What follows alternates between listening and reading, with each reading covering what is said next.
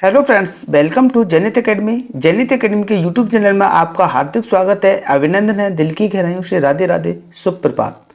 आशा करता हूं कि आप अच्छे होंगे, तंदुरुस्त होंगे और अपना ख्याल भी अच्छे से रख रहे होंगे। फ्रेंड्स चलिए फ्रेंड्स, आज है 11 नवंबर 2022। जी दोस्तों, आज है 11 नवंबर 2022। 11 नवंबर 2022 से करंट अफेयर्स के जितने भी इंपॉर्टेंट क्वेश्चन हमसे बन सकते हैं, आइए इस वीडियो में डिस्कशन करेंगे और हर क्वेश्चन से रिलेटेड फैक्ट भी मैं आप लोगों को बताऊंगा, तो आप मेरा पूरा वीडियो ध्यान से देखिए। चलिए फ्रेंड्स, इसी के साथ आज का पहला क्वेश्चन है क्वेश्चन नंबर 1। क्वेश्चन नंबर 1 है फ्रेंड्स, हाल ही में विश्व प्रतियोगिता दिवस कब मनाया गया? तो इसका राइट आंसर होगा 1 का ए, 10 नवंबर को हाल ही में विश्व प्रतियोगिता दिवस के रूप में मनाया गया। तो इसका राइट आंसर होगा ए। हर साल नवंबर के दूसरे गुरुवार को अंतर्राष्ट्रीय स्तर पर विश्व प्रतियोगिता दिवस के रूप में मनाया जाता है। 2022 में यह 10 नवंबर को मनाया जा रहा है। उद्देश्य क्या है फ्रेंड्स? विभिन्न समुदायों को एक साथ लाना जो इस दुनिया को रहने के लिए एक आसान जगह बनाने में काम कर सके। इसे मेक थिंग्स ईजियर डे के नाम से भी जाना जाता है फ्रेंड्स। इसकी स्थापना देखें तो 2005 में हुई थी, यूजेबिलिटी प्रोफेशनल्स एसोसिएशन द्वारा की गई थी और 2022 की थीम है इसकी अवर हेल्थ। क्या है दोस्तों? Our health. चलिए क्वेश्चन अगले क्वेश्चन को बढ़ेंगे friends. Question number 2। Question number 2 है, वर्ष 2023 में आयोजित होने वाले महिला विश्व मुक्केबाजी चैंपियनशिप की मेजबानी किस देश के द्वारा की जाएगी? तो इसका राइट आंसर होगा 2 का बी, भारत। यानी कि 2023 में आयोजित होने वाले महिला विश्व मुक्केबाजी चैंपियंस की मेजबानी भारत में की जाएगी। तो इसका राइट आंसर होगा बी। भारत 2023 में नई दिल्ली में महिला विश्व मुक्केबाजी चैंपियनशिप की मेजबानी करेगा। 2006 और 2018 में चैंपियनशिप आयोजित करने के बाद यह तीसरी बार होगा जब देश में महिला प्रतियोगिता आयोजित की जाएगी।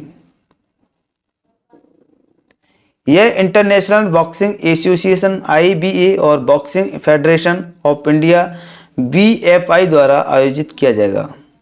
2022 में चैंपियनशिप इस्तांबुल तुर्की में 8 से 20 मई 2022 तक आयोजित की गई थी। चलिए फ्रेंड्स, इसी के साथ अगले क्वेश्चन को बढ़ेंगे friends. Question number 3। Question number 3 है, हाल ही में विधि आयोग के अध्यक्ष के रूप में किसे नियुक्त किया गया है? तो इसका राइट आंसर फ्रेंड्स 3 का सी, न्यायाधीश ऋतुराज अवस्थी को हाल ही में विधि आयोग के अध्यक्ष के रूप में नियुक्त किया गया है। तो इसका राइट आंसर फ्रेंड्स सी। स्टार लगा देना फ्रेंड्स इस पे 2, ठीक है। केंद्र सरकार ने कर्नाटक उच्च न्यायालय के पूर्व मुख्य न्यायाधीश ऋतुराज अवस्थी को भारत के विधि आयोग के अध्यक्ष के रूप में नियुक्त किया है।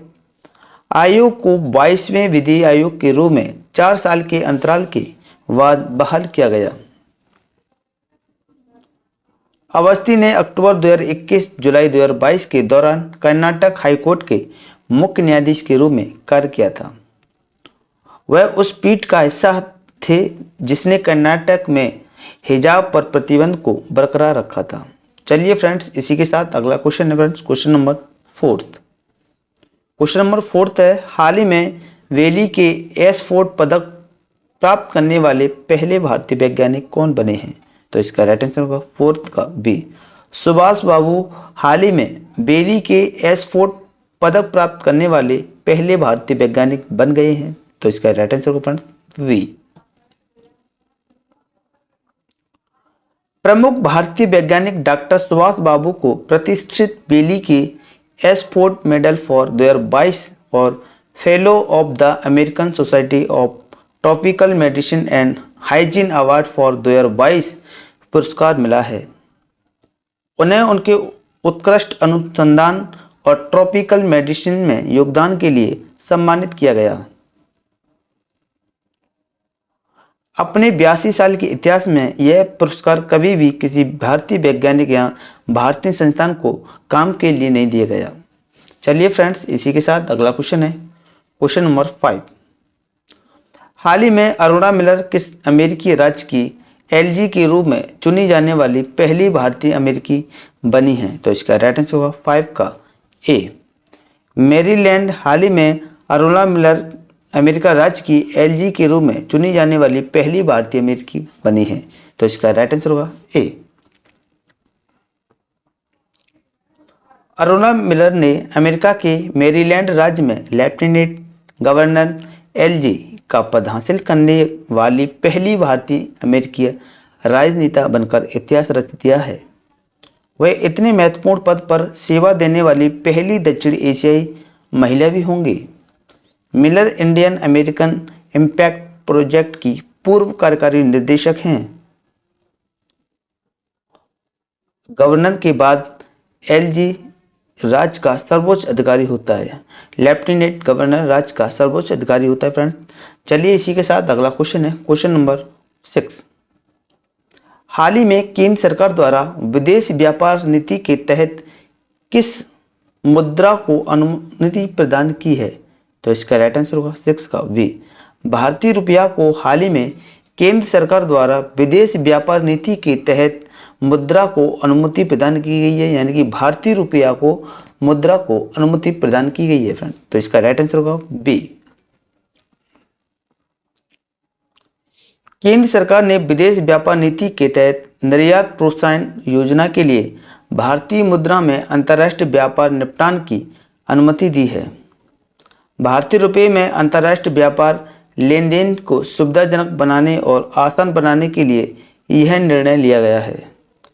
इसके लिए भारत में बैंक साझेदार व्यापारिक देश के संपर्क बैंक के विशेष रुपया वास्तव खाते खोले जा सकते हैं, खोल सकते हैं, खोले जा सकते हैं, खोल सकते हैं। ठीक है फ्रेंड्स, इसी के साथ अगले क्वेश्चन को बढ़ेंगे, क्वेश्चन नंबर 7।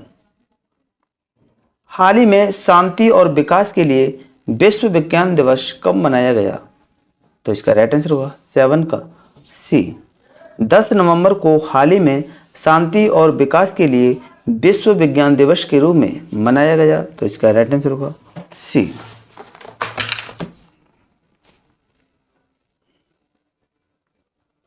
हमारे दैनिक जीवन में विज्ञान के महत्व और प्रासंगिकता को बढ़ाने के लिए हर साल 10 नवंबर को शांति और विकास के लिए विश्व विज्ञान दिवस मनाया जाता है। इस दिन का मुख्य उद्देश्य है यह सुनिश्चित करना है कि नागरिक विज्ञान के विकास के बारे में उद्यतन रहे। यह यूनेस्को द्वारा 2001 में स्थापित किया गया था और पहली बार 2002 में इसे मनाया गया था। 2022 की थीम देखें इसकी, तो basic sciences for sustainable development इसकी थीम है फ्रेंड्स। चलिए फ्रेंड्स, इसी के साथ अगले क्वेश्चन को बढ़ेंगे, क्वेश्चन नंबर है 8। हाल ही में ANIC कार्यक्रम के तहत महिला केंद्रित चुनौतियों का शुभारंभ किसके द्वारा किया गया है? तो इसका राइट आंसर होगा 8 का डी। AIM के द्वारा हाल ही में ANIC कार्यक्रम के तहत महिला केंद्रित चुनौतियों का शुभारंभ किया गया है। तो इसका राइट आंसर होगा बी।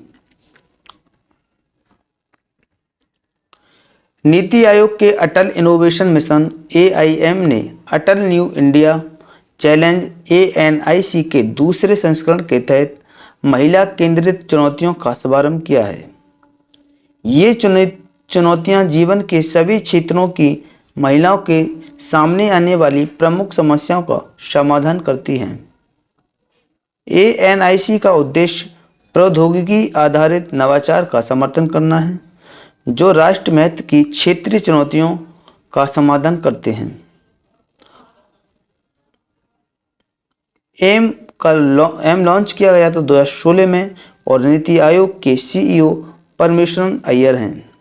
चलिए फ्रेंड्स, इसी के साथ अगले क्वेश्चन को पढ़ेंगे, क्वेश्चन नंबर 9।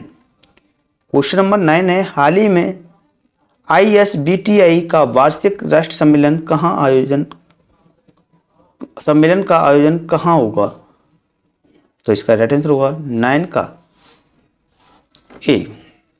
जम्मू कश्मीर में हाल ही में ISBTI का वार्षिक राष्ट्र सम्मेलन जम्मू कश्मीर में होगा फ्रेंड्स। तो इसका राइट आंसर होगा ए। जम्मू कश्मीर में 11 नवंबर 2022 से सरकारी मेडिकल कॉलेज जम्मू में एक राष्ट्रीय स्तर का सम्मेलन आयोजित किया जाएगा। Indian society of blood transfusion medicine ISBTI का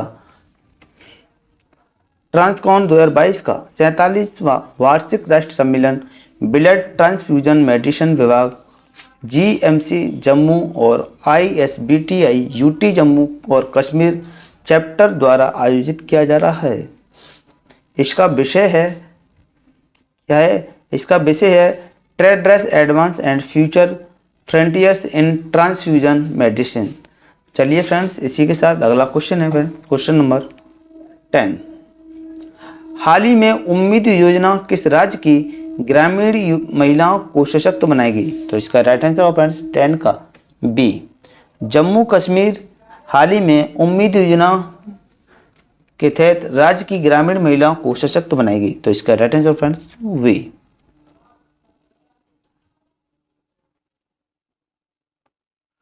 जम्मू और कश्मीर ग्रामीण आजीविका मिशन JKRLM की उम्मीद योजना केंद्र शासित प्रदेश में ग्रामीण महिलाओं को सशक्त बना रही है।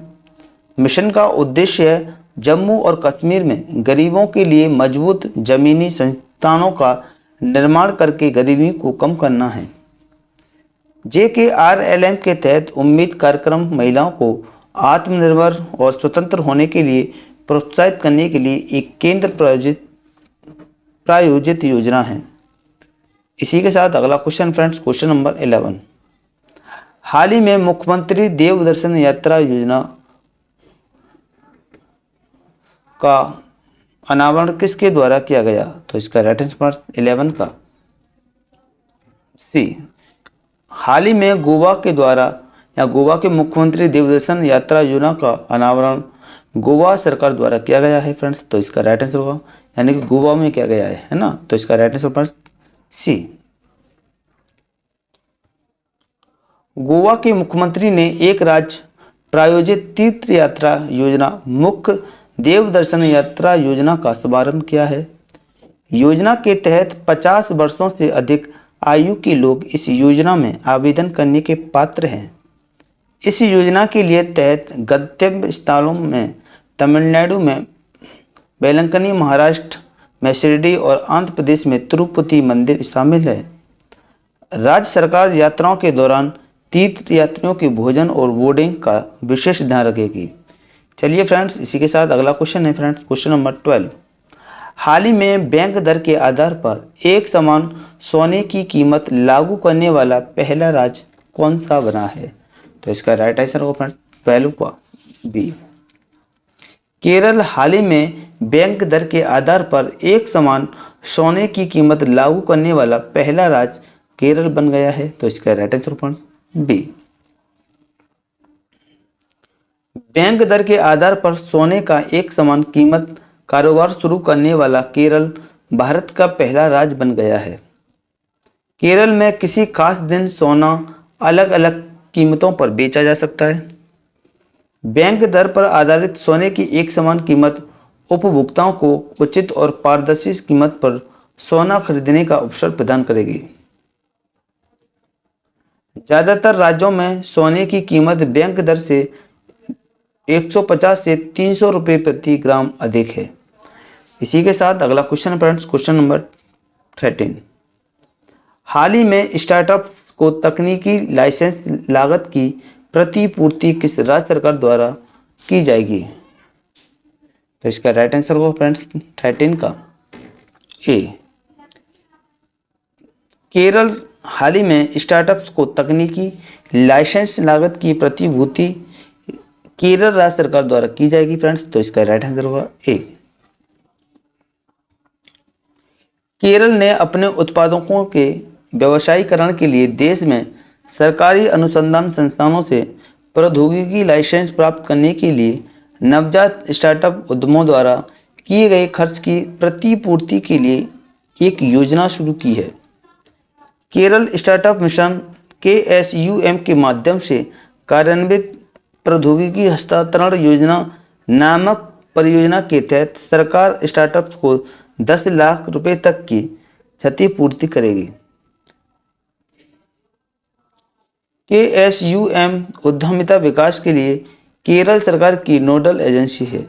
चलिए फ्रेंड्स, इसी के साथ अगला क्वेश्चन है क्वेश्चन नंबर 14। हाल ही में जारी 2022 फोर्ब्स की एशिया की पावर बिजनेस वुमेन में कितनी भारतीय महिलाओं को शामिल किया गया है? तो इसका राइट आंसर फ्रेंड्स 14 का बी।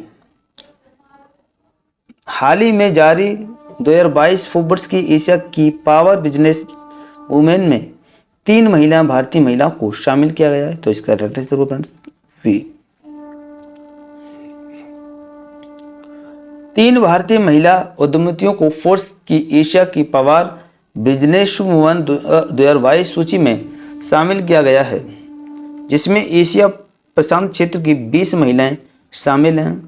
भारतीय इस्पात प्राधिकरण की अध्यक्ष सोमा मंडल, सामा अर्थ की सह संस्थापक गजल अलग और एमक्योर फर्मों की कार्यकारी निदेशक नमिता थॉपर एशिया की शक्ति सूची में शीर्ष भारतीय व्यापारिक नेता है।